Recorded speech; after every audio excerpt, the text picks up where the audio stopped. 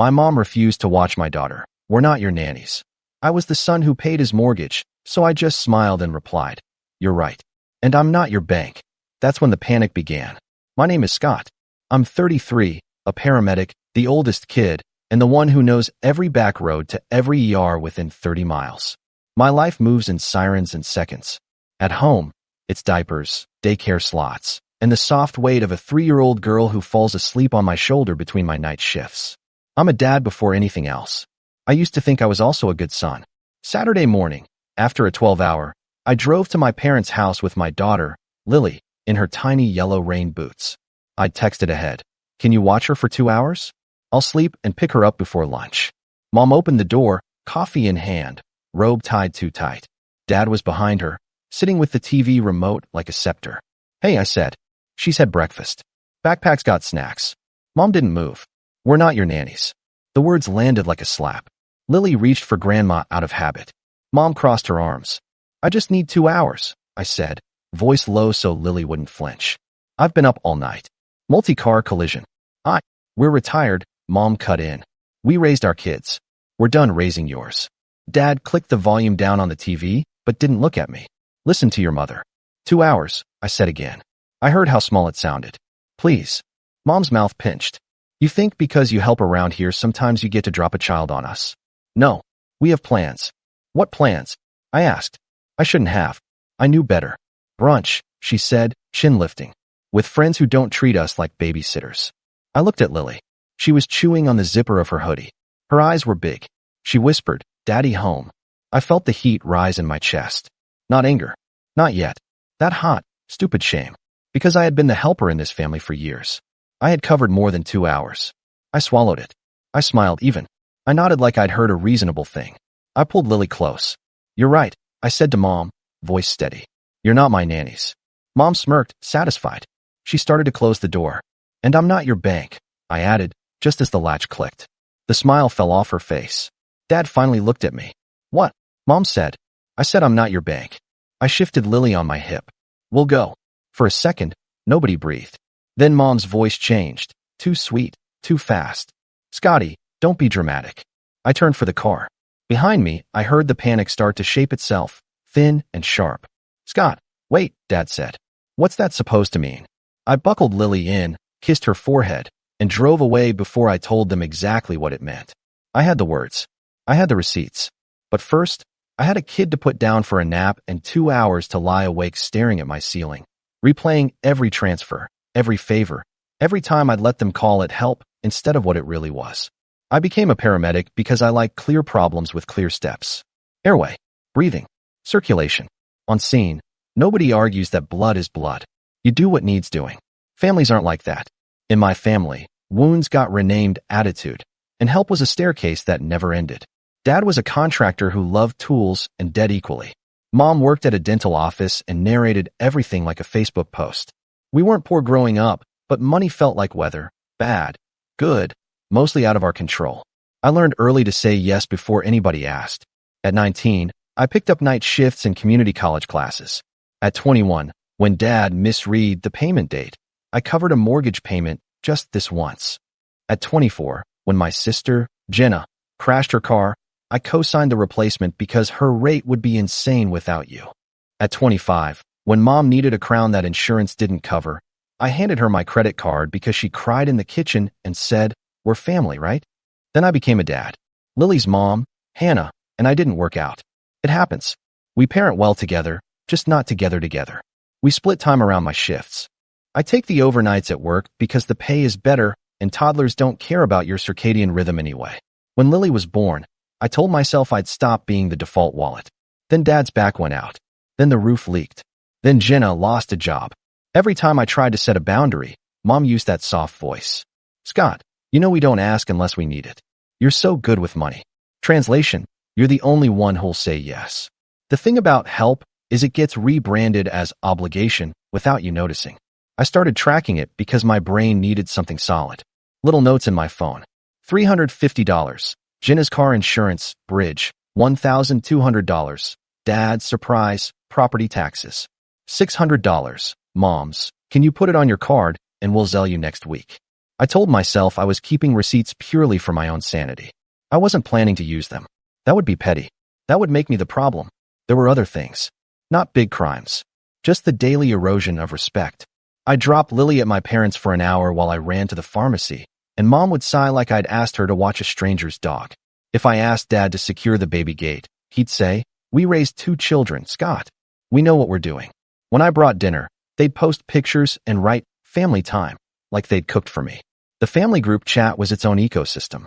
Photos of Jenna's small wins, Dad's golf scores, Mom's passive-aggressive memes about ungrateful children. If I pushed back on anything, the chorus started. Mom, wow. Sensitive much. Dad, don't text me at work about drama. Jenna, God, you're such a martyr. It escalated slowly. That's how you keep someone useful. You don't blow them up. You sand them down. 2 months ago, I found out something that stopped me cold. I called the mortgage company on a day off because the autopay that I'd set up for my parents had pinged my bank with a manual review hold. I wanted to make sure the draft would go through. The woman on the phone sounded confused. There's a second card attached to this account, she said. It's been used for 2 cash advances. Excuse me. I said. Whose card? Secondary authorized user, she read. Jenna. I didn't yell. I thanked her. I hung up. I stared at the kitchen table with Lily's crayons spread like confetti and felt my jaw clench so hard my teeth hurt. I had never authorized that. I had told my parents, in plain words, that my card was only for the mortgage. I'd set the exact amount plus $5. I'd done the math. That night, I asked Jenna about it. Oh wow, relax, she said. It was an emergency. I'll pay you back. It was 2 cash advances, I said. Yeah, emergencies. She rolled her eyes. You're obsessed with money. I called Mom. She sighed. Your sister was in a bind. We told her it would be fine. You're making this ugly. Ugly. That was the word for me noticing. Then came this week. The week with more calls, more binds. My schedule looked like a game of Tetris played by someone angry. Monday, 7 p, 7 a. Tuesday, sleep? No. Daycare closed due to water main break. Mom texted, we can take Lily 10 to 12 if you bring lunch. I brought lunch, diaper bag, wipes, a list. When I picked Lily up, Mom said, she was fussy, like it was a criticism I should fix. Wednesday night was bad at work. A teenage overdose, a cardiac arrest in a driveway, the kind of calls you take home in your bones. I got off at 8 a.m. Thursday, and all I wanted was a nap. I texted the group. Can anyone watch Lily for 2 hours? I'll pick her up at 11. Jenna read it and didn't answer. Dad never replies before noon. Mom wrote, we'll see. 10 minutes later. Actually, we can't. Plans.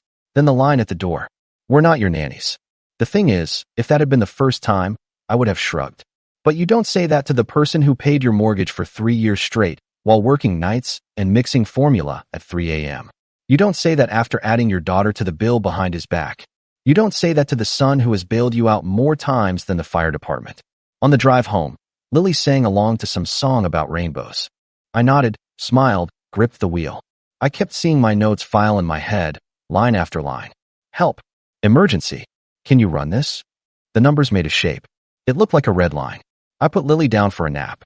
I made coffee and didn't drink it. I opened my banking app. I scrolled. The totals made my stomach go cold and then very, very calm.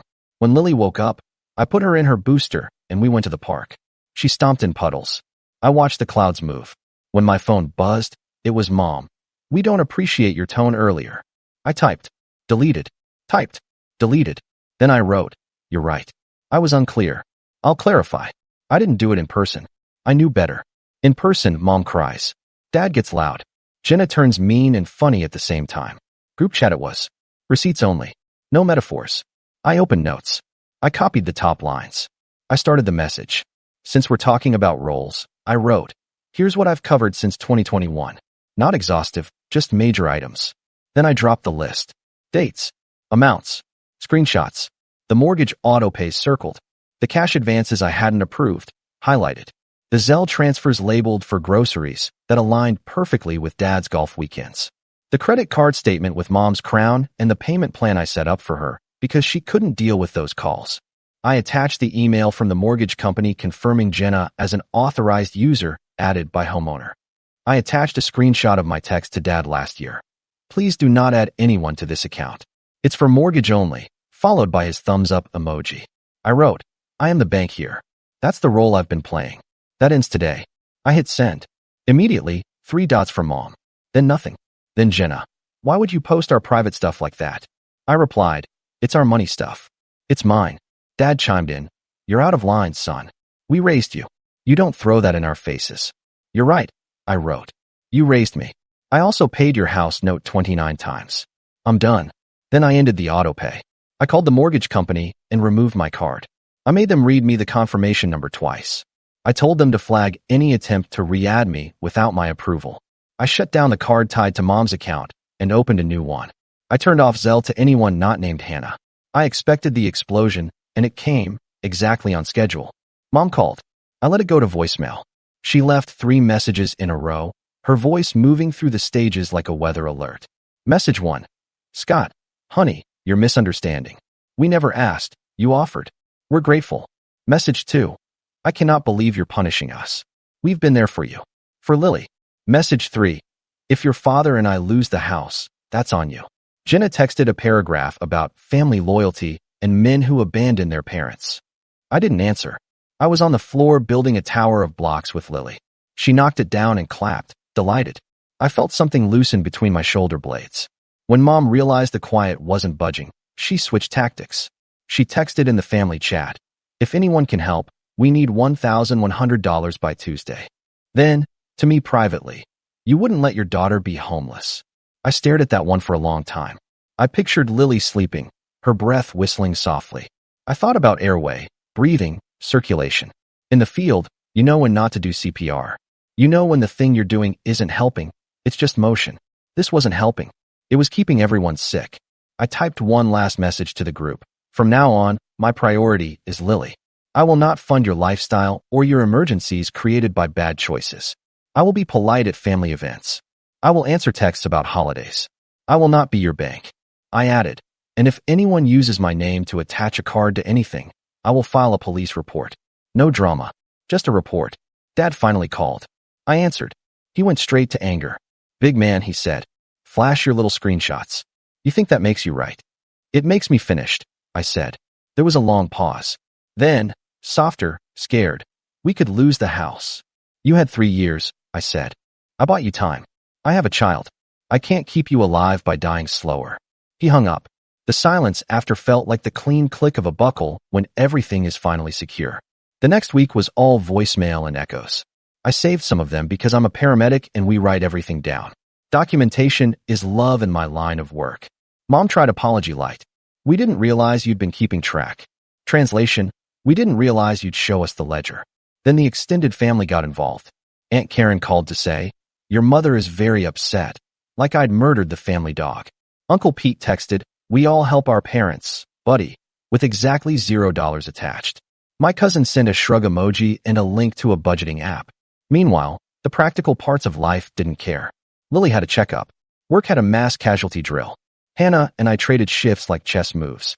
At the end of one 24-hour loop, I finally sat on my couch and felt the apartment be quiet. My phone buzzed.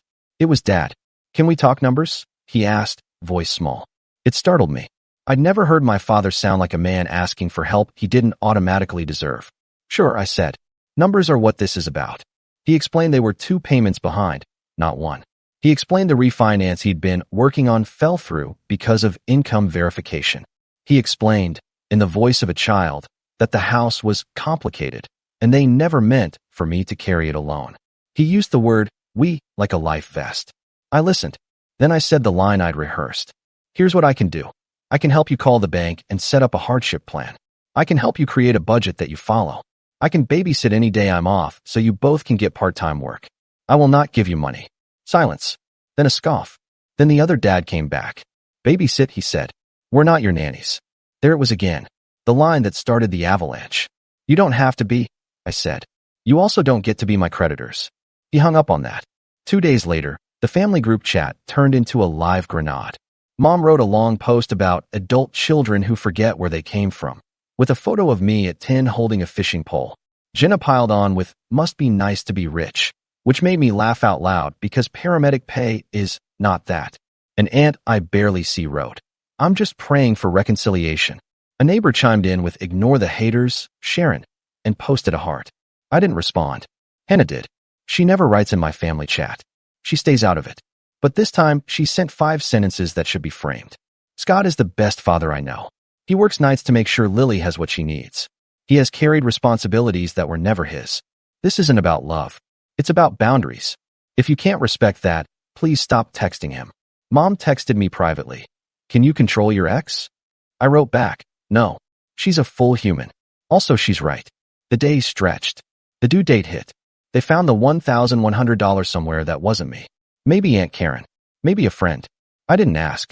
The mortgage company still called the next week, though, to notify the account is at risk of delinquency. I told the woman I couldn't discuss, not on that level anymore, and ended the call with my hands shaking. And then came Saturday, the brunch day, the day Mom told me she wasn't my nanny. They did go to brunch. She posted a picture, mimosa, filtered light, a caption about choosing joy. It had 3 typos. I was tired. I made pancakes with Lily anyway. I let her pour the batter and turn the music up and decided this was our joy. At noon, my doorbell rang. It was Mom. No makeup. Eyes red. A folder in her hand. Can I come in? She asked. I let her. She stood in my kitchen, looked around like she hadn't been there 100 times before, and held out the folder. Hardship plan, she said. They want proof of income. A list of expenses. Your father doesn't have it organized. I don't. I can't. Her voice cracked. I took the folder. Inside, there were crumpled statements, a handwritten list of bills, a typed form from the bank with blank spaces. I set it on the table. I'll help you fill this out, I said. Then I have to sleep before shift. She nodded. She watched me print out a budget template like it was a magic trick. She watched me hand her a highlighter and say, needs are yellow, wants are blue. She watched me cross out the golf club membership. She flinched. He'll be angry, she said. He can be angry, I said. Angry is cheaper than foreclosure. She laughed, a short, surprised sound. Then she stopped. We worked for an hour. I didn't say, I told you so. I didn't say nanny. She didn't say bank. When we finished, she squeezed the folder to her chest. At the door, she hesitated. We love Lily, she said. I know, I said. And we love you, she added, like she was practicing a new language. I nodded. I need you to love me with respect. She blinked. Okay. That night, at 2 a.m., on a call for a guy with chest pain in a gas station parking lot, my partner looked over as I pulled aspirin from the kit. You good? He asked. I think so, I said, and meant it. The following week, Jenna called. I let it ring twice, then answered. She didn't do small talk. I need the number for your budget person. I am the budget person, I said. She groaned. Fine. I got a job. Bartending. I need to figure out how to not blow it. I opened my laptop. Okay, I said. Start with your actual take-home, not the number they told you you'd make if every night is New Year's Eve. We talked for 20 minutes. She listened in the way you listen when you're scared. At the end, she said, you're still impossible, the way some people say thanks. I laughed. Love you too, I said. She hung up. Dad didn't call. He sent an emoji, 2 hands pressed together. Prayer? Please?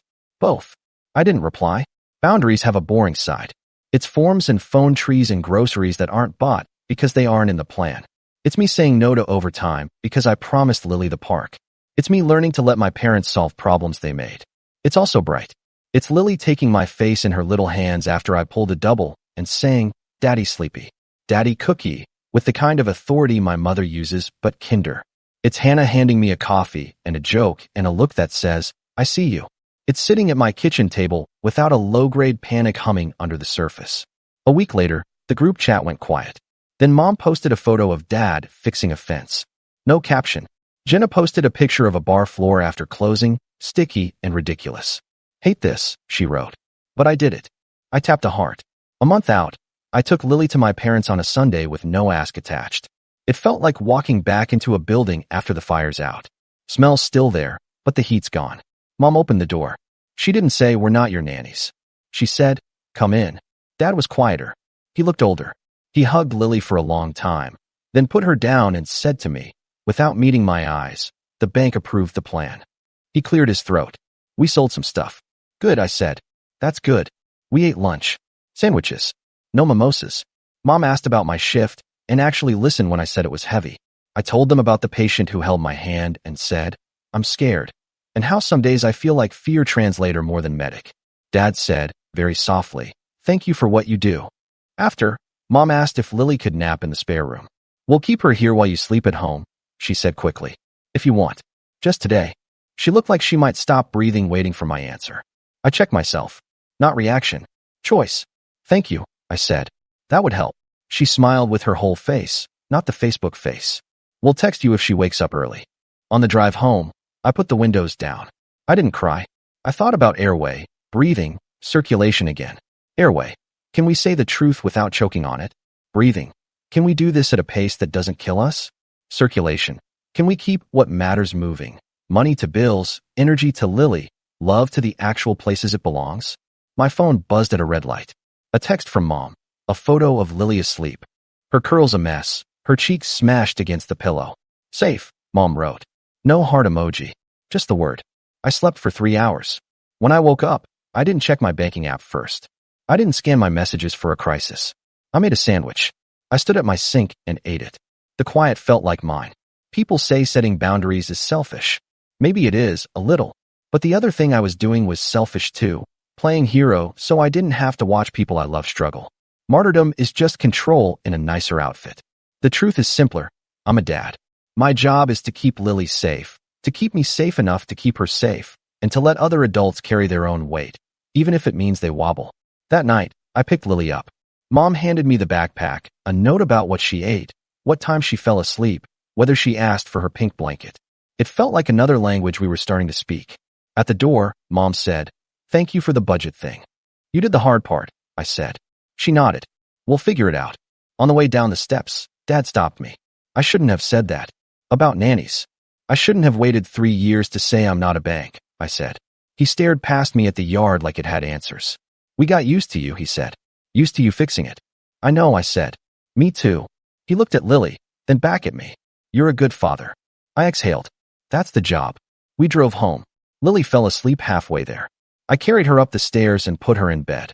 In the kitchen, I opened my notes app and looked at the last line I'd written, July, and autopay.